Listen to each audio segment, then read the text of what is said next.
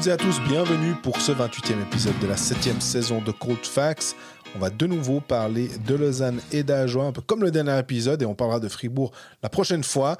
Mais pour l'instant, eh bien, il y a 2-2 dans la série entre Lausanne et Langnau, parce que Lausanne est allé perdre 3-2 dans l'Emmental mercredi soir.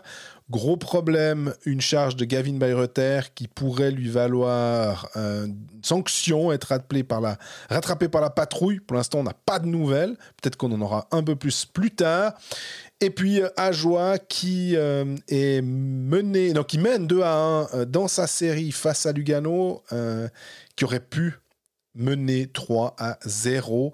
Mais dans la dernière minute, Zorna et Morini, de manière assez incroyable, ont réussi à retourner l'histoire et faire en sorte que Lugano marque son premier point, et puis aussi une charge de Sekac et une charge de Muller sur lesquelles on va revenir bien évidemment.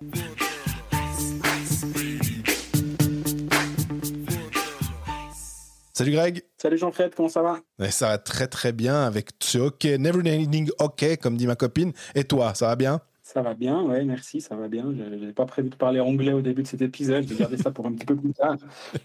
Non, c'est tous les soirs. Enfin, ça va nous manquer quand on sera en demi-finale, puis que les matchs, il y aura 2 matchs par soir. On s'est habitué à ce rythme effréné du match tous les jours. Moi, je dois avouer que j'aime assez, et je ne comprends pas pourquoi ils sont revenus en arrière en demi-finale, en fait. Parce rappelons-nous qu'il y a 3 ans, en tout cas, il y a 2, je crois aussi, c'était tous les soirs un match. Ouais. Et j'ai trouvé ça super, en fait. En tout cas, ça te permet de regarder l'autre demi-finale, on va dire.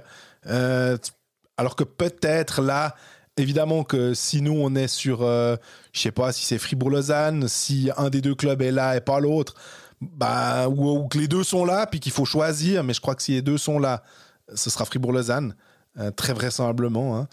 Alors, sauf si Schouten vient commencer à nous sortir Zurich, mais je crois que malgré ce match où Zurich a décidé de reposer Roubec pour faire jouer son deuxième gardien et jouer avec Kinnunen, tu sens, moi j'aime pas la théorie des caissiers, mais à un moment ou un autre, en anglais on parle de gentleman sweep, vu que tu es dans l'anglais aujourd'hui. Ouais. C'est pas un coup de balai, donc c'est pas un 4-0, mais c'est le 4-0 du gentleman. Tu vas là-bas, tu laisses les gens faire une dernière fois la fête à la maison, et puis tu gagnes les 4-1 à la maison. C'est pas un gentleman sweep aux États-Unis. Je la vois assez comme ça, et donc effectivement, si on arrive avec les séries qui se terminent avec Fribourg-Lausanne qui passe, ce serait un Fribourg-Lausanne en demi, mais on en est bien loin. D'ailleurs, je te propose qu'on commence directement par Lausanne. Oui, parce que j'allais te dire. Pardon ? J'allais te dire quel gentleman, c'est Lausannois. Oui, voilà. Avant de parler du match en lui-même et de l'état des lieux de cette série qui est à 2-2 après la victoire de Langnau à domicile, on est obligé de parler, et peut-être un petit moment, de Gavin Bayreuther. On en aura plus parlé dans l'épisode d'aujourd'hui que depuis le début de la saison. Ça ne veut pas dire que c'est négatif pour lui, qu'on n'en ait pas tant parlé que ça durant la saison. Mais là, il y a eu cette action de la 50e minute par là autour, où il rentre sur la glace. Il y a le linesman Dario Fuchs qui est en patinage arrière, quand même un détail important à mentionner, et il le balance, il lui fonce contre. Et pour l'instant, et c'est encore possible, pour l'instant, il n'y a pas d'enquête ouverte contre Gavin Bayreuther. L'enquête peut encore être ouverte. Donc on est honnêtement un peu... comment dire, tributaire, dans l'attente, un peu, mais ça ne nous empêche pas d'avoir un avis et d'imaginer ce qui peut se passer, bien entendu, mais c'est vrai qu'on n'a pas de décision ferme au moment où on enregistre cet épisode. C'est de la spéculation, qu'on fait tout à fait bien volontiers, mais moi, il y a quand même un ou 2 points sur lesquels je pense qu'il faut revenir de manière assez, on va dire, factuelle, concernant ces cas de charges contre les arbitres, d'infractions contre les officiels. Ce cas-là, et si on pourra faire la comparaison avec Sakari Manilan tout à l'heure, parce que c'est un autre cas qui nous a beaucoup occupé durant cette saison et qui concerne aussi un roman. Ces cas d'infraction sur les arbitres sont classés en 3 catégories. La première catégorie n'est pas intéressante pour nous parce qu'elle concerne tout ce qui est abus verbaux, on va dire. Donc ça ne concerne pas la charge dans le dos, c'est pas le cas. Après, il y a 2 cas, catégorie 2, catégorie 3. La catégorie 2, c'est de 1 à 5 matchs de suspension. Et la catégorie 3, c'est 5 et plus sans limite supérieure. Donc, suivant ce que tu fais, tu peux être suspendu 25 matchs. Ça peut arriver. La grosse différence entre une catégorie 2 et une catégorie 3, ça va jouer dans l'intentionnalité, on va dire, de la charge. Mhm. Si on reprend la sanction de degré 2, tous les cas dans lesquels un joueur a un contact physique avec un arbitre ou un juge de ligne et que ce contact excède la mesure usuelle pouvant être attendue du joueur dans la situation donnée. À vous de voir ce que vous en pensez pour l'instant. Ça continue. Ça concerne notamment des contacts physiques commis par négligence, c'est moins important. Ouais. Cette catégorie comprend vraiment les actions dans lesquelles le contact avec l'arbitre ou le juge de ligne est certes volontaire, mais d'une intensité trop faible pour l'exposer à une mise en danger potentielle. Et il est là le point important. C'est est-ce que, si partons du principe qu'une enquête sera ouverte, peut-être ce ne sera pas le cas, et ce passage-là, avancez-le, passez 5 minutes, parce qu'on en aura quand même parlé, mais je pense que ce n'est pas perdu de faire ce rappel-là quand Bien même, sûr. indépendamment de Kevin Bayreuther. Il y a l'aspect mise en danger trop faible. Et est-ce que là, c'est le cas ou pas? C'est la différence entre un degré 2 et un degré 3. Si on part dans la catégorie 3, c'est tous les cas dans lesquels un joueur porte atteinte intentionnellement, et je reviens sur ce mot juste après, à l'intégrité physique d'un arbitre ou d'un juge de ligne, intentionnellement. Et plus loin, c'est qui tente de quelque façon que ce soit de blesser un arbitre ou un juge de ligne ou qui l'expose à une mise en danger. Et quand il parle d'intentionnalité, le de l'éventuel est également considéré comme dans l'intentionnalité, on va dire, à savoir que le joueur met en danger, est conscient qu'il est en train de mettre en danger l'arbitre. Ça ne veut pas dire intentionnel, ça ne veut pas dire il est rentré sur la glace en se disant moi je vais me le faire, machin. C'est pas ça l'intentionnalité. Et d'ailleurs, revenons du coup à Sakari Maninen avant de parler de Kevin Bayreuther. Sakari Maninen avait été classé en catégorie 3. Ouais. Donc justement, cette intensité de la mise en danger qui avait été cassée, qui n'était pas trop faible selon le juge unique, et que donc il peut lui faire mal. Et donc Sakari Maninen, c'était catégorie 3, ça a été mis en catégorie 3, mais le plus bas possible, donc 5 matchs. Il y a eu les excuses qui sont entrées en ligne de compte au moment de fixer la sanction à 5. Et il y a aussi le fait, j'imagine, que c'est une action arrêtée dans laquelle il y a un contact entre des joueurs et que le linesman vient s'interposer. D'ailleurs, à l'époque, je suis assez sûr d'avoir écrit que c'était une sanction proportionnée. C'est-à-dire qu'on n'a pas dit c'est un scandale, on lui coupe la tête. En plus, on lui rajoute 20 matchs après qu'il soit fait couper la tête.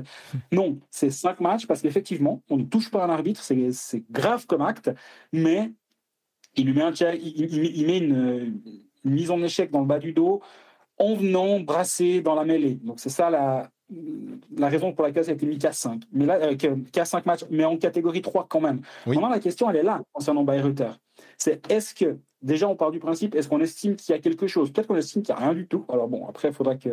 Je me réjouirais d'entendre l'argumentaire comme quoi il n'y a rien du tout, mais admettons, c'est une possibilité qu'il ne faut pas balayer, pour l'instant en tout cas.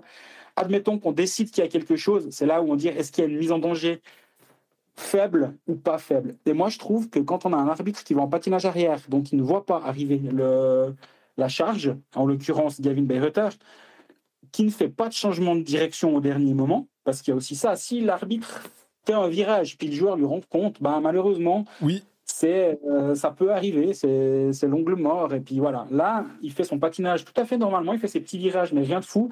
Bayreuther vient du banc, donc est à l'arrêt, on ne peut pas dire qu'il était... il vient de changer de direction et il ne l'a pas vu arriver. Non, il rentre sur la glace, il va dans la direction du jeu, et entre le jeu et lui, il y a l'arbitre.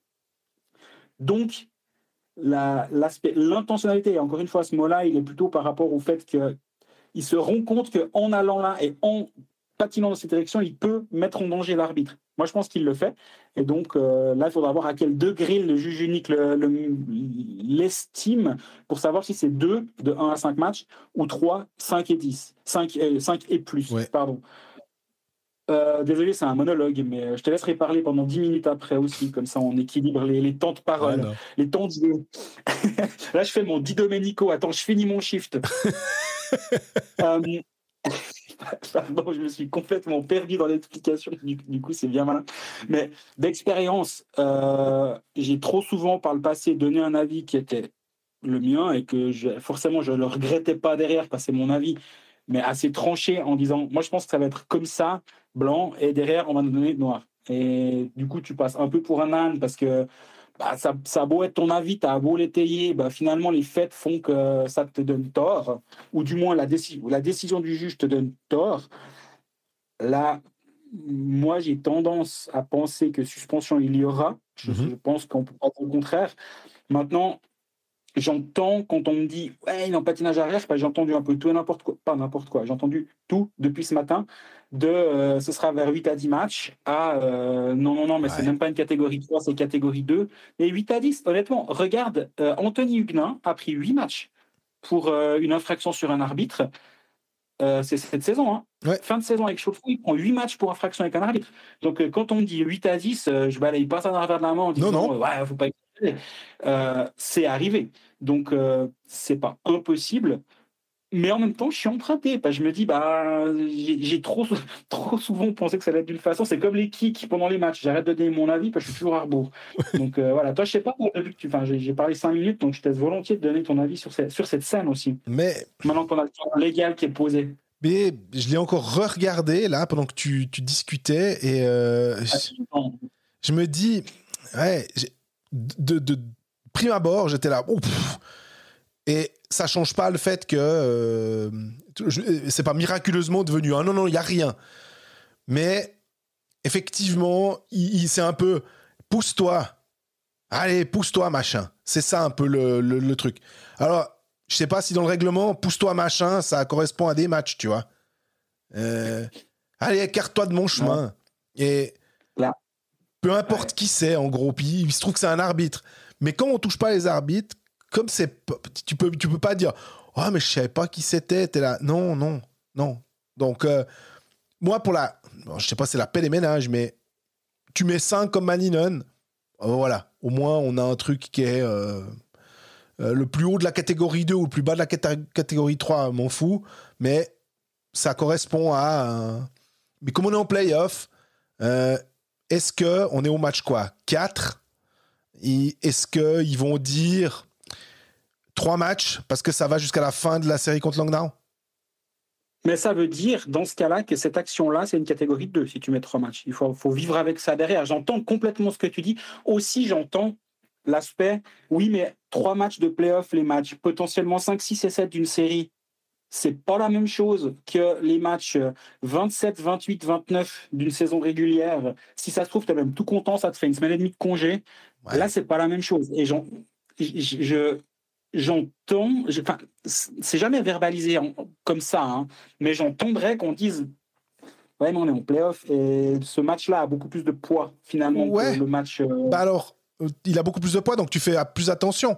Enfin. Ouais. T'aimes bien utiliser les métaphores routières. Quand il y a de la neige, puis quand il y a du brouillard, tu roules moins vite. Tu dis pas, j'ai le droit de rouler à 120. Hein. Je vois pas à 2 mètres, mais j'ai le droit. Oui. Alors t'as le droit. Libre à toi. Mais si tu te prends quelqu'un devant, c'est pas malin. Donc t'es plutôt à te dire, je fais attention parce que tu sais que les conditions sont un petit peu plus difficiles. Donc là, la condition d'un match où il y a 2-1 dans la série pour toi. Finalement, il se trouve qu'il y a 2-2 dans la série. C'est une série, c'est un best of 3 qui va se jouer, avec certes l'avantage de la glace, mais bref. Non, moi je trouve qu'il n'y a pas de. Sinon, après, on commence à rentrer dans le ah ouais, mais en play-off, ah ouais, mais alors il faut moins siffler parce que bon, voyez, c'est tellement important. Ouais, fais attention, quoi. Non, je te rejoins aussi, hein. Je te rejoins tout à fait là-dessus. Ouais, après, quand la sanction tombera, quelle qu'elle soit, je pense qu'il faudra faire attention de ne pas comparer avec Maninen, même si on est obligé de mettre dans le cadre légal de comment Maninen a été jugé. C'est pas la même action, par contre. Donc, il ne faudra pas dire ouais, mais Maninen a pris que 5, a pris 5, et Bayreuther en a pris 9, alors que Maninen, c'est beaucoup plus ci ou ça, ou l'inverse, on a pris 2, puis tu diras mais pourquoi Maninen a eu le double et demi. Non, il ne faudra pas comparer les deux choses. Maintenant, il faut laisser le temps passer. Parce qu'en l'occurrence, j'ai essayé d'avoir l'information avant d'enregistrer ce podcast. Et pour donner les coulisses de l'épisode, on a retardé. Alors, de base, on devait retarder un peu, mais on a encore retardé un peu pour voir si la sanction tombait au moment avant d'enregistrer pour parler sur du un peu plus concret. Même si l'ouverture d'une enquête nous permettrait de balayer déjà et s'il y avait zéro sanction, Ouais. qui est toujours sur la table. Donc voilà, je te propose qu'on ferme ce dossier Bayreuther, on verra si on le revoit déjà. On peut par contre moins théoriser sur comment faire sans Bayreuther, et peut-être c'est pas plus mal. On laisse le temps passer là-dessus. Par contre, il y a eu un match, il y a eu une défaite à Langnau, de nouveau avec une sorte de de hurrah hockey final pour tenter de revenir de 3-1 à 3-3 en sortant le gardien. Ça a failli marcher d'ailleurs. Ouais. Il y a eu le 3-2 de Michael Hugli. Et à la fin, ça a un petit peu poussé, même ça a sérieusement poussé. Oui. Mais Langnau a tenu bon. 2 dans la série, comme dirait Jeff Ward, on est dans un match 5 maintenant. Il y a eu une fin de match qu'on ne va pas qualifier de houleuse, c'est un bien grand mot, parce que j'ai entendu l'audio des échanges. C'était pas houleux, c'était un peu agacé, on va dire ça comme ça. On se retrouve avec un Joel Genadzi, d'après ce que j'ai lu dans le Matin, sous la plume de Chris Gaguerre, qui ne va pas aux interviews, qui refuse d'être envoyé aux interviews. Michael Raffel l'a fait de manière très professionnelle. Ce que je trouve bizarre, c'est qu'en fait, il n'y a aucun problème dans cette série. Il y a 2-2. Tu pensais, moi j'avais mis 4-1 pour Lausanne. Bon, soit. Je m'attendais à ce que Lausanne passe. Facilement ou pas, j'en sais rien. Mais je m'attendais à ce que Lausanne passe. Il y a 2-2 au lieu de 3-1, 4-1 à la maison. C'est la seule différence, c'est qu'il y a Lausanne perd au lieu de gagne dans la série. On va dire ça comme ça par rapport à mon pronostic. Moi, je vois toujours Lausanne grandissime favori de cette série. Il y a plein de petites choses sur lesquelles on va pouvoir discuter qui permettent de dire mais il y a ça que j'aime pas, etc. Mais surtout, il n'y a pas de panique, en fait. Il n'y a pas de raison de paniquer, ok, mais alors pourquoi tu réponds comme ça ? Parce que alors, moi, je trouve que justement, c'est en ayant cette attitude-là que tu vas éveiller les soupçons. Que si tu réponds totalement normalement, ou on va dire comme si c'était un match lambda, ben, il n'y a pas de raison. On se dit, oh ben, tiens, ils ont l'entraîneur, les joueurs, tout le monde agit de la même manière que si c'était une défaite en saison régulière. Pas de souci. D'avoir ce sentiment d'agacement, d'avoir des gens qui ne viennent pas, pour moi, ça renforce le fait que, justement, s'il n'y a pas de panique, il y a en tout cas quelque chose qui n'est pas normal. Ça montre un manque de sérénité, je suis d'accord. Moi, je séparerais les deux choses, Genadzi et Ward. Genadzi qui ne va pas à l'interview, c'est particulier parce que c'est un capitaine d'équipe, on lui donne le C en début. C'est l'un des co-capitaines d'équipe. On lui donne le C au début de la saison, on lui donne une responsabilité. C'est un joueur qui a suffisamment d'expérience. Après, s'il est demandé à l'interview, on sait aussi pourquoi, parce que c'est quelqu'un qui est assez sans filtre, et peut-être que c'est pour se protéger lui et pas par manque d'envie d'aller. Je suis d'accord, mais en même temps, ça fait partie de son travail quand même. Mais ça, c'est un point. Ward, il y a un seul monde dans lequel j'entends ce qu'il a voulu faire. Je ne dis pas que je le cautionne, mais je peux l'entendre. C'est qu'il dit, si je vais faire un peu mon numéro de claquette devant les journalistes, je fais 2-3 micmacs, ils vont parler que de ça, puis ils vont pas parler du fait que Raphaël peut plus en avant, ils vont pas parler de ci ou de ça. Et du coup, c'est moi qui prends la foudre. Ça te rappelle quelqu'un ? Ouais, Chris McSorley. Voilà. Donc... Non, je comprends. Je suis pas en train de dire qu'il est en train de faire du Chris McSorley dans le texte. C'est le seul monde dans lequel j'entends... Parce qu'il nous avait déjà fait le coup l'année passée durant les playoffs, si tu te souviens. C'était un jour à Davos. Il m'avait rappelé dessus à la fin du match, mais vraiment sans vraie raison. Tu viens, tu dis, ah ouais, bon, le powerplay, pas ouf ce soir. Vous n'avez pas marqué sur les 5 derniers powerplays. De toute façon, vous parlez que de ça. Il n'y a que le powerplay qui compte. Et les buts marqués, en gros, ouais, en fait, c'est quand même intéressant. J'ai la prétention de croire que je peux m'arrêter à autre chose que les buts marqués, il me semble, mais bref. Et je m'étais un tout petit peu offusqué en me disant, mais c'est quoi ce ton pendant les playoffs ? Et là, pendant toute la saison, il avait été super.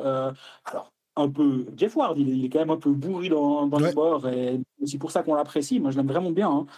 Et là, il y a ça, et je me dis, mais pourquoi c'est de nouveau en playoff qu'il y a une tension qui est immédiatement créée comme ça ? Et j'ai écouté l'audio, et il n'y a pas de raison, en fait, à ce moment-là. Et ce n'est pas une discussion qui commence à s'éterniser. Et puis, la 8e question sur le powerplay qui ne marche pas, j'en sais rien. Non, il est arrivé, il s'est braqué. Et ouais, j'ai trouvé ça surprenant. Et ouais, comme si tu es serein, montre que tu l'es aussi. J'ai l'impression, en fait, c'est aussi le meilleur message aussi que tu peux passer à l'équipe adverse. C'est-à-dire, là, les joueurs de Langnau, je pense, j'imagine, vu que de toute façon, les gens lisent pas, les joueurs ne lisent pas trop les médias, surtout en play-off. Mais si tu vois ça, tu dis, ouh, bah, ça va bien. Du côté de Lausanne, ils commencent gentiment un petit peu à se tendre, quoi. Alors que, encore une fois, et j'insiste là-dessus, il n'y a pas de raison. Ce match à Langnau, alors certes, sur les statistiques avancées, c'est un bon vieux 50-50. Avec 41-21 au shoot, quand même, en faveur de Lausanne. Ce qui prouve que tirer, on le savait, hein, mais que tirer 2 fois plus, t'amène pas 2 fois plus d'occasions. Non, c'est tout à fait juste. Et les expected goals, ils sont assez équilibrés. Mais j'ajouterais une petite nuance quand même. C'est que les expected goals à 5 contre 5, c'est Langnau qu'on a plus à 2,3, 1,87 selon Analyze Data. Sur le site de sur les statistiques officielles de la Ligue, c'est un petit peu différent, mais la tendance est plus ou moins la même. Et, pardon. Et donc, t'en viens à te dire, ah ouais, mais en fait, à 5 contre 5, Lausanne n'est pas franchement meilleur euh, que Langnau. Le match remporté 4-2 à la maison par Lausanne, là aussi, si on regarde les statistiques d'Analyse Data, c'est 1,98 à 1,62 à 5 contre 5. Mm-hmm. Donc, léger avantage à Lausanne, certes. Mais toutes les situations, c'est 2,41 à 3,66 selon selon Analyse Data pour Langnau. Donc, il y a quand même 2-3 petites choses qui sont intéressantes à noter. Et donc, là, il ne faut pas tomber dans l'analyse trop simple de de toute façon, Lausanne va être fort et va gagner. C'était celle qu'on tenait l'année passée quand Lausanne était menée 3-2 par Davos, si je me rappelle bien. Ouais. Moi, je me rappelle être allé à Davos et j'avais mis un peu d'argent sur Lausanne va s'imposer à Davos dans le match 6 et va se qualifier en 7. Et c'est ce qui s'est passé parce que là, j'avais vraiment l'impression qu'il y avait une grande différence. J'ai l'impression qu'on y est quand même là aussi. Mais dans le jeu, Langnau est vraiment pas est vraiment pas largué, bien au contraire, elle est même à 55. Et moi, c'est peut-être cet aspect-là qui me surprend le plus. Est-ce qui me fait peur pour Lausanne? Pas encore, mais ça me surprend en tout cas. Ouais, puis est-ce que Charlin pourra potentiellement venir, puisqu'il était le backup de Boltzhauser, et entrer à un moment où tu me diras, si Boltzhauser joue bien et maintient Langnau dans le coup, pourquoi changer pour mettre un gars qui a quand même été blessé? C'est peut-être même si c'est Charlin qui a fait une saison extraordinaire, c'est un moment chaud pour tout d'un coup décider de le lancer maintenant. Mais ça, on verra. Mais moi, ce qui m'a le plus dérangé dans ce match du côté lausannois, c'est tu reviens à 2-1 et derrière, t'es infoutu de conserver d'utiliser ça pour construire quelque chose. Non, tu encaisses quasiment 25 secondes plus tard le 3-1. Et quand tu vas marquer en sortant ton gardien, bah, au lieu d'un 2-2 et de prolongation, c'est un 3-2 et finalement ça passe pas et c'est une défaite. Et c'est plus là que je me dis, quand tu es leader du championnat, oui, c'est une nouvelle saison qui commence, etc. Mais quand même, non, là, tu dois avoir un tout petit peu de fierté de te dire, c'est pas mépriser Langnau que de dire que Lausanne devrait quand même être un peu plus solide, et que surtout quand il y a 2-1, bah, tu as le droit de perdre, tu as le droit d'être mené, mais de prendre directement ce goal comme ça, j'ai trouvé que c'était un manque de vigilance, un manque de tout ce qu'on veut. Est-ce que c'est un manque de caractère? Ça devrait pas se passer, selon moi. Hein. Ouais, alors j'entends complètement. Hein, je dis pas que je suis pas d'accord avec toi. Caractère, je comprends je comprends ce que tu dis. J'aurais pas été jusqu'à ce terme-là, dans le sens où on se retrouve avec une équipe qui a l'avantage de la glace, qui joue à la maison et qui normalement peut continuer en gagnant ses matchs à la maison, va se qualifier pour les demi-finales, en gros. Mm-hmm. Et a fait preuve l'année passée de caractère. J'ai pas l'impression que c'est une équipe qui est diamétralement opposée dans le leadership, on va dire ça comme ça. Moi, il y a un truc qui m'a un peu inquiété, c'est la ligne. Alors, sur le papier, c'était la ligne Raffel, Jäger, Ruexeger. Ça, c'est le petit filou de Jeff Ward qui a mis le Ruexeger à l'ailier de la deuxième ligne, mais finalement, c'est Prassel qui est venu jouer à cet endroit-là. Cette ligne-là, elle a eu de la peine défensivement. Et on sent quand même, je pense que Raffel, ça devient compliqué, vraiment, vraiment compliqué. On en a déjà parlé. Il s'est créé une ou deux occasions, mais cette ligne-là s'est créée une ou deux occasions, mais défensivement, ça devient pénible. Et c'est plutôt de ce côté-ci où je pourrais voir un petit souci. Il prend une pénalité, Raffel, à la 25e minute. Oui. En temps de retard, il se fait une obstruction. Et Et là, tu dis, est-ce que vraiment le leader par l'exemple qu'il était et qu'il est toujours dans l'exemple, on va dire, l'envie, c'est toujours le même Michael Raffel. Je ne pense pas que ce qu'on glorifiait il y a 12 mois devient un joueur qui a plus envie de jouer. Alors, comptez pas sur nous pour rentrer là-dedans. Totalement. Mais par contre, à un moment, bah, il faut aussi jouer à ce niveau-là. Et sous peine de se retrouver sur le banc, on en est toujours avec l'épée de Damoclès Bayreuther ou non, parce qu'encore une fois, on ne sait toujours pas s'il y aura des suspensions, une suspension ou pas. Donc, on va rester sur notre position qui est toutes les portes sont encore ouvertes.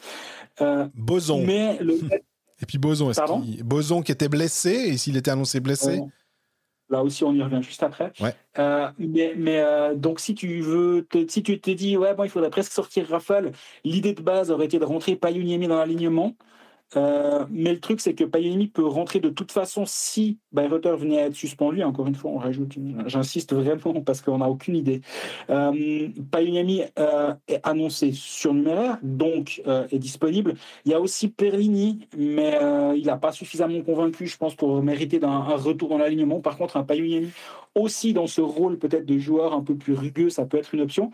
Maintenant, vu que tu te retrouves avec Rueck-Seger en deuxième ligne qui est remplacé par Prassel, donc sur l'alignement c'est Rueck-Seger, mais est-ce que tu te dis, bon, de foutu pour foutu, on repart avec notre, de toute façon, 1-5 qui nous a pas convaincus, certes, mais ça semblait quand même être l'idée de Jeff Ward à la base dans ses playoffs, et de dire, tu as Raffel Jäger, Payuniemi sur une deuxième ligne. Rias Suomalainen, c'est franchement pas flamboyant depuis le début de cette série. Non. Mais j'ai l'impression que la ligne a suffisamment prouvé durant la saison régulière être capable de changer le cours des matchs pour pas tout changer maintenant. Je le ferai pas. Et aussi parce que la ligne Rochette Kaoun Fuchs va bien, c'est un point positif. Il y a eu le triplé de Théo Rochette en début de semaine, mais même globalement dans le jeu, je trouve que ça tient bien la route. Est-ce qu'à un moment, tu repars sur l'idée de base de Jeff Ward et de dire, surtout à la maison, on repart avec le 1-5, ça n'avait pas été glorieux, mais ça avait suffi, le premier match, malgré la défaite dans le deuxième, et c'est là que ça l'a fait arrêter cette idée-là. Tu repars à 1-5 à la maison, tu sais que tu vas mettre la pression sur l'équipe de Langnau de toute façon, donc est-ce que tu le fais avec 5 attaquants ? Ouais, évidemment. Moi, je pense que surtout, ce qui se passe, c'est que Langnau c'était pas une question de se dire Lausanne va gagner 4-0, mais par contre, plus la série avance, plus les matchs avancent de cette manière-là, de ne pas être totalement largués quand ils sont à l'extérieur, d'être victorieux à domicile, ça leur donne quand même un sacré allant, un côté, une grande confiance en eux, et c'est peut-être ce qu'il y a de plus dangereux pour une équipe qui est censée être favorite, c'est d'avoir en face des gens qui n'ont pas grand-chose à perdre, qui se disent de toute façon ça passe bien. T'as Rohrbach, il continue sa saison incroyable où il plante des plombs et vraiment quand tu te dis que Ajoie Lavelle, lui, c'est dingue de voir que tout d'un coup le mec a bénéficié d'une sélection d'équipe de Suisse et qu'il est top scorer de Langnau. Alors je sais pas si dans les faits il est toujours le top scorer, mais on bloque après la saison régulière, mais vu qu'il continue à marquer des goals, il n'y a pas de raison. Et l'association avec Sarella était jolie, là. Il marque c'est bien lui ou c'est Schmutz? Maintenant, je me rappelle plus si c'est peut-être Sarella Schmutz, mais peut-être que c'est aussi Sarella Rohrbach. Schmutz, Sarella, Rohrbach, il met les deux buts sur des passes de Pessonen. Ah ouais, alors c'est Pessonen qui fait deux belles passes, mais j'ai l'impression que Langnau, plus ça avance, plus ils se disent mais c'est peut-être possible finalement. Et est-ce que c'est ça qui n'est pas le plus... je ne sais pas si c'est le terme dangereux doit être utilisé, mais est-ce que ce n'est pas ça qui est le plus inquiétant ou embêtant pour Lausanne, c'est qu'en face, on commence à y croire un peu plus? Ouais, alors, non, mais dangereux, ça l'est. Quand tu as une série au meilleur des 3 matchs, et que si tu commences en gros, ton match à la maison, tu n'as pas franchement droit à l'erreur, parce que sinon tu dois aller jouer à Langnau. Alors, tu me dirais, ils l'ont fait l'année passée, ils ont perdu le match à la maison, le match 5, et ils sont allés remporter le match 6 à Davos. Donc c'est de loin pas impossible. Et si ça venait à pas bien se passer vendredi soir, il faudrait faire attention aussi de ne pas exagérer dans l'autre sens et dire oh, attention, c'est la fin du monde. Mais oui, Langnau y croit. Et moi, il y a une statistique que j'aime bien chez Langnau, c'est pas une statistique, c'est les temps de jeu, bêtement. C'est qu'en fait, oui, tu as tes 3 défenseurs prioritaires, on va dire, qui jouent leurs 22-23 minutes. Ouais. Donc, c'est Baltisberger, 22-22, Sarrieri, 23-01 et Ricola, 22-35. Puis derrière, en fait, il n'y a plus personne en dessus de 20 minutes. Le plus proche, c'est un autre défenseur, c'est Brian Zanetti à 19. Puis après, les attaquants, tu as Mainlanen 17-21, Malouane 16-30, Flavio Schmutz 16-20, Saarella, il est à 16-48. En fait, tu as tous les temps de jeu qui sont en 15 et 17 minutes pour les leaders offensifs. Et ça, mine de rien, sur la longueur d'une série, et Lausanne, c'est aussi un truc qu'on a mis en avant. Hein. Donc les deux équipes gèrent bien justement ces temps de jeu. Mais je suis pas surpris que Lausanne le fasse ainsi, parce que Lausanne a une équipe qui peut justement justifier d'avoir un temps de jeu beaucoup mieux réparti que Langnau, où tu diras, tu as tendance d'instinct à croire qu'ils vont surutiliser certaines lignes. Eh ben, pas du tout. C'est pas du tout ce qui arrive. Et en ayant dû jouer le play-in, alors un seul tour, donc ça aussi, c'est pas, on va pas pouvoir dire ah, mais Lausanne, physiquement, va faire la différence en 7 parce que Langnau a joué play-in, c'est 2 matchs. Pendant ce temps, Lausanne s'entraînait également. Si Langnau avait joué 2 tours de play-in, ce serait peut-être un petit peu différent, mais là, pas franchement, j'ai l'impression.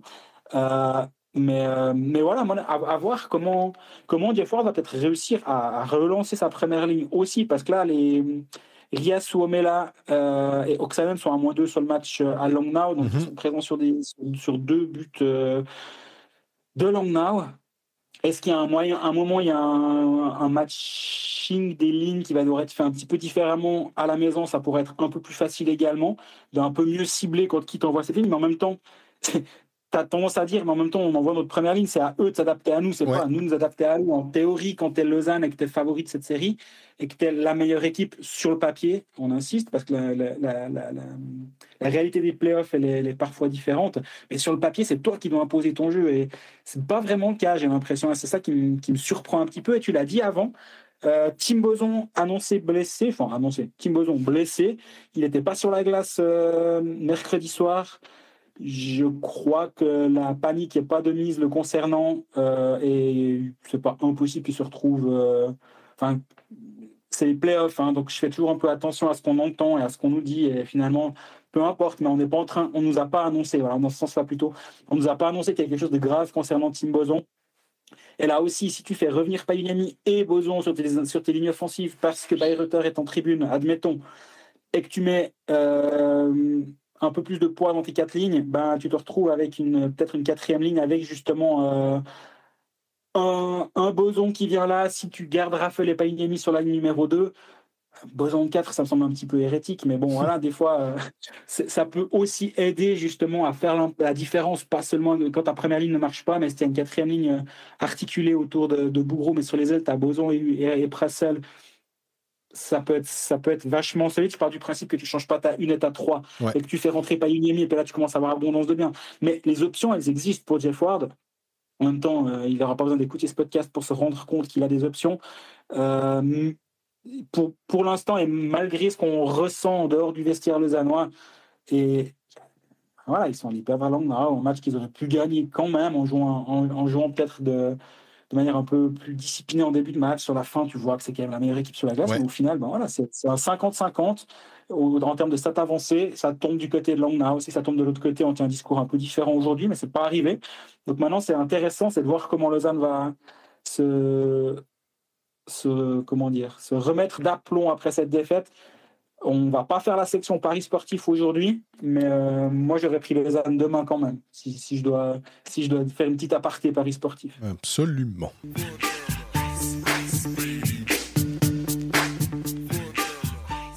Bon, on enchaîne avec le HC Ajoie. On vient de parler de Lausanne et du fait qu'il y a un sentiment léger pas de panique justement. Mais si on veut vraiment voir de la panique, on va un petit peu plus au sud des Alpes et on va à Lugano. Lugano qui est revenu, j'allais dire d'entre les morts, mais pas bien loin face à Ajoie. C'est malheureux pour Ajoie, mais le plan de match était parfait. Un excellent début de match. Ajoie mène 1-0. Et Ajoie mène 1-0 très longtemps, très très très longtemps. Et tout à la fin, il y a eu un coup du sort, un but qui sort de absolument nulle part, signé Zorna, mais c'est une canne de, je pense, Yannick Fischer qui dévie dans son propre but. 59-0-2, tu dis patatras, on va repartir en prolongation. Qui sera le Marco Maurer cette fois? Et 30 secondes après, il y a Morini qui marque. C'est hyper cruel pour le HCA de perdre comme ça. Et Je me demande comment s'est passé la fin le retour en quart depuis Lugano jusqu'à Porrentruy, ça doit être un peu compliqué. tu peux y aller, mais tu disais le premier but est un but coup du sort. Et effectivement, ça lobe Benjamin Cons. Et puis le deuxième, il n'est pas clean non plus. Hein. Tout d'un coup, tu vois le puck qui arrive dedans. Et c'est 2-1. Et tu vois les Luganais célébrer comme ils étaient champions à peu près. Et comme s'ils avaient gagné le match alors qu'il en reste techniquement quand même encore 25. Ils savaient aussi que le fait d'avoir réussi à renverser la vapeur comme ça en 30 secondes, à la dernière minute, ça allait être... c'était bon, quoi. Il y avait quasiment aucune chance que Ajoie se relève de ça, mais c'est cruel. Et en même temps, j'ai l'impression que s'il y a une équipe qui peut... malheureusement, se prendre ce genre de truc, c'est Ajoie. Et que c'est encore ce qui marque des fois la limite de cette équipe. Et qu'elle ne peut pas se permettre le moindre relâchement. Est-ce qu'à un moment, j'ai l'impression que non, hein, mais est-ce qu'à un moment, ils se sont dit, on est à 3-0, mais je peux pas imaginer que dans ce vestiaire, ils ont trop l'habitude de savoir comment ça se passe. Mais on essaie aussi des fois un peu interpréter et de se dire ils étaient à 58 secondes de mener 3-0 dans cette série. Ça voulait pas dire que c'était fini, que c'était bon, mais quand même, c'était assez incroyable. Et j'ai l'impression que finalement, la série contre la Chaux-de-Fonds, quand ils ont eu ils étaient vraiment pas loin, c'est eux qui ont bénéficié à un moment de ce côté... on est un peu plus fort et ça se sent quand ils étaient menés 2-0. Au final, ça va faire la différence. Je suis d'accord avec toi. C'est un peu les mêmes dynamiques qui sont en train de se jouer là. Et je me demande si ça va... à quel point, du coup, ça va faire mal à Ajoie, cette fin de match. Parce que dans les faits, tu as toujours l'avantage de la glace. Match à domicile le prochain. Donc, il n'y a pas non plus de quoi paniquer du tout. Les cartes sont encore en main. Mais en même temps, il y a ce coup sur la tête. On parlera de coup sur la tête dans pas bien longtemps, d'ailleurs, avec Bellemare, qu'on a pris un de Iris Sekatch. Mais ouais, là, ça va pas être... Alors, de toute façon, on sait que ces séries de play-out, elles se jouent ailleurs, on va dire. Elles se jouent pas dans la tête, elles se jouent pas dans les jambes ni dans les bras, mais beaucoup dans la tête. Et là, voilà, les capacités mentales d'un HC Ajoie vont être sacrément, comment dire, testées, pour pas dire plus. Et moi, je suis pas optimiste vraiment sur ce que je vois là, parce que je me dis, la dynamique, elle s'est inversée. Et je sais pas si toi, tu es du même avis, et tu vois un Lugano flamboyant derrière ou pas, en fait. Quand tu as dit la dynamique s'est inversée, j'étais là, j'ai encore besoin de voir. Je demande à voir, parce que ce Lugano est tellement chancelant que... Bien sûr, ils ont des individualités qui peuvent faire la différence à tout moment, un peu plus qu'Ajoie, simplement parce que y a des joueurs suisses qui sont... on le disait une fois, il n'y a pas de Fazzini, il n'y a pas de Turcauf, rien que déjà ça. Mais les gardiens, ça reste quand même une aventure, donc... Et la confiance n'est pas là encore. Oui, c'est bien, mais tu peux pas... Lugano peut pas se dire, non, c'est bon, on a retourné la crêpe. Non, ils doivent juste se dire, on n'est pas passé loin. Et à nous d'aller récupérer ce point perdu finalement. Tu parlais de Marco Maurer. Quand Maurer a marqué, à nous d'aller récupérer ce point-là. Et déjà, rien que de niveler la série et après de se dire, on a l'avantage de la glace. Mais jusqu'à preuve du contraire, pour l'instant, Ajoie est quand même dans une position... favorable d'un point de vue comptable et le coup sur la tête il est là, mais ils peuvent aussi regarder le verre à moitié plein et se dire mais pendant 59 minutes et si on fait et peut-être qu'aussi Ireland va la prochaine fois mettra peut-être d'autres joueurs à ce niveau-là dans cette dernière minute pour... peut-être qu'ils joueront différemment, peut-être qu'ils feront des dégagements interdits, peut-être que je sais pas, mais ils se diront, attends, là, on s'est fait avoir une fois, la prochaine fois, on sera prêt, en fait. Oui, non, je suis d'accord avec toi. Après, il faut encore se retrouver dans cette situation-là à ce moment-là de la rencontre. Et ouais, Ajoa a fait tout juste. C'est vraiment rageant parce qu'Ajoa a fait tout juste pendant 2 matchs et 59 minutes, vraiment. Et il a vraiment manqué ce tout petit quelque chose. Et finalement, on pourrait aussi se dire, ouais, mais Langnau avait à chaque fois. Et c'est aussi fait remonter sur le tard par Lausanne et a réussi à passer derrière. Ça se joue à tellement des petits détails qu'il faut continuer de penser qu'Ajoa a les cartes en main.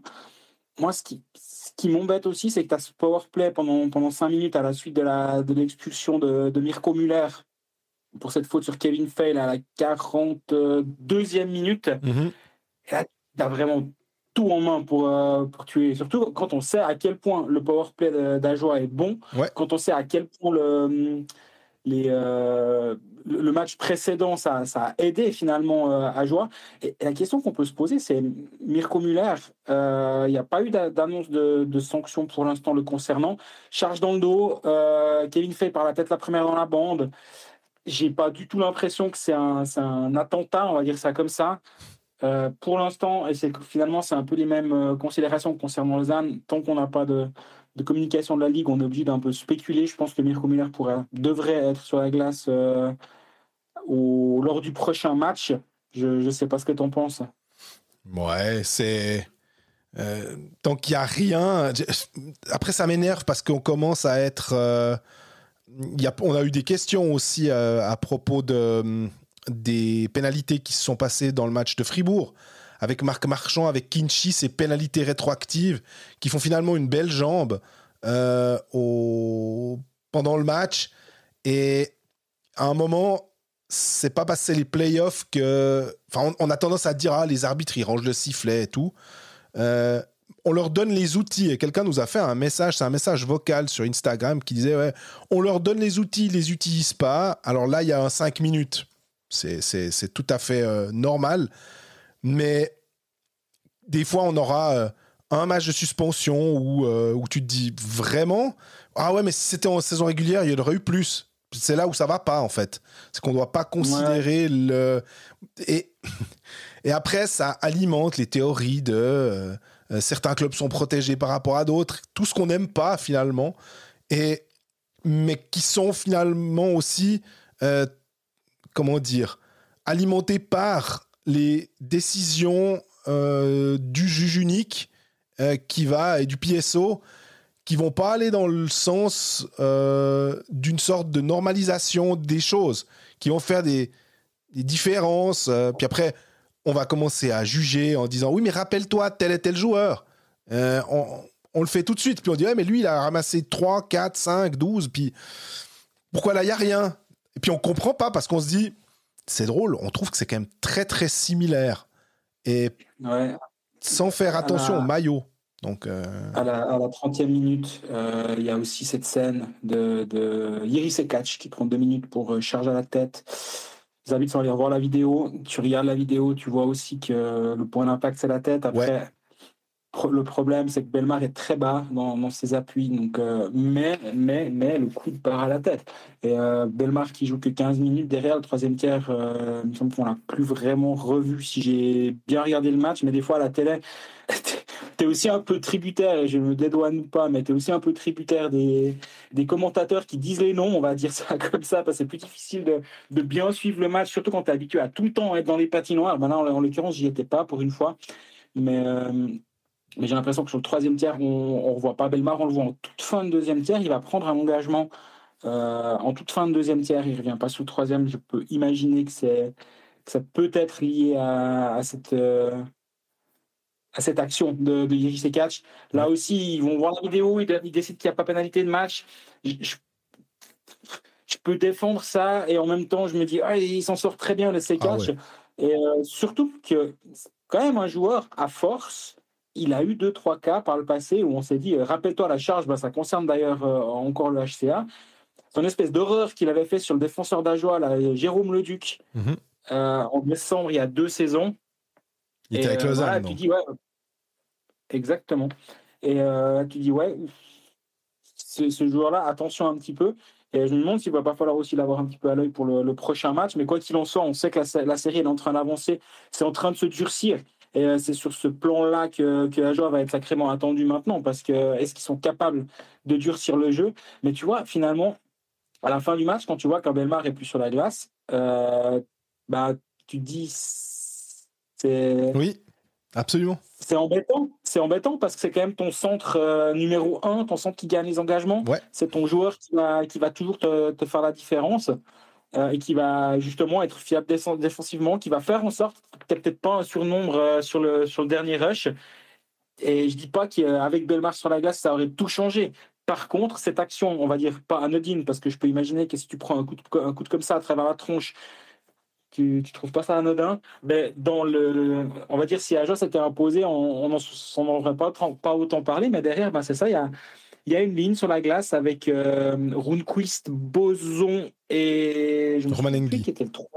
Et Romanengi, tu as tout à fait raison.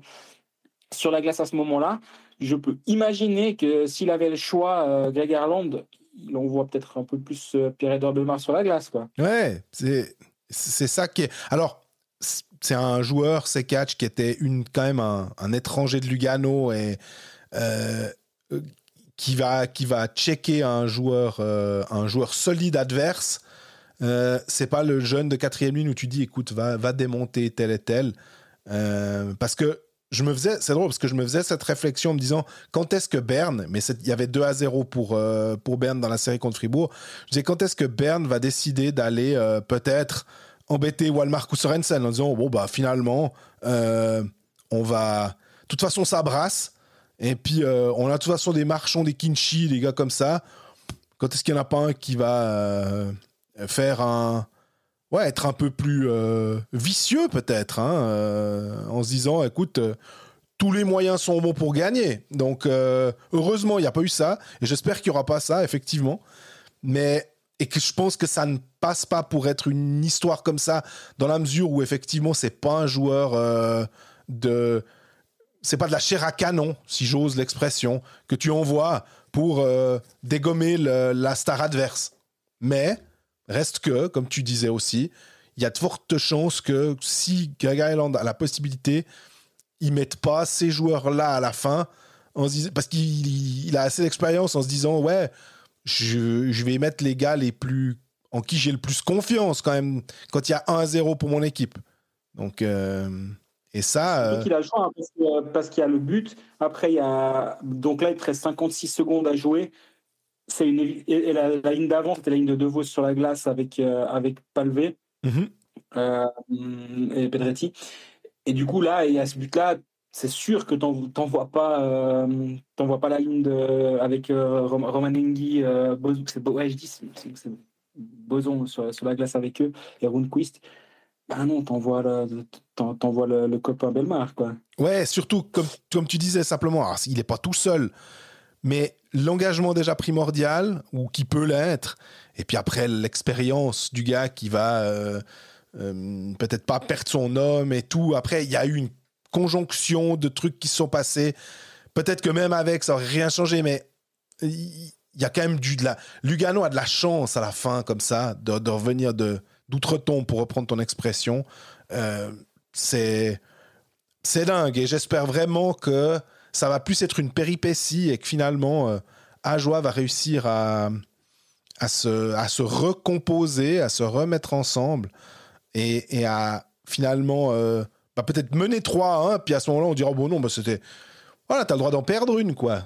Ouais, t'as le droit d'en perdre une, mais quand tu mènes comme ça, et puis quand tu sais que chaque match va se jouer sur tellement rien et que tu pars quand même outsider dans tous les matchs, puis que t'es à 1 minute de le gagner, c'est dur. Mais du coup, vendredi soir, match numéro 4 du côté de Porrentruy, le match précédent à jouer avait été vraiment, vraiment impressionnant et solide à domicile. Et on va assez rapidement voir déjà si Pierre-Edouard Bellemare est sur la glace, parce que, comme on l'a dit, comme on vient de le dire, ça te change une série, ça te change une équipe s'il n'est pas là, tellement il est dominant. Donc On verra. Coup d'envoi 20h du côté de Porrentruy. Je serai présent cette J'allais fois-ci. dire, je te demander si tu y serais. Oui, et je me réjouis beaucoup d'être là-bas encore une fois. Et on en parlera début de semaine prochaine pour voir si Ajoa est en vacances ou toujours pas lors du prochain épisode.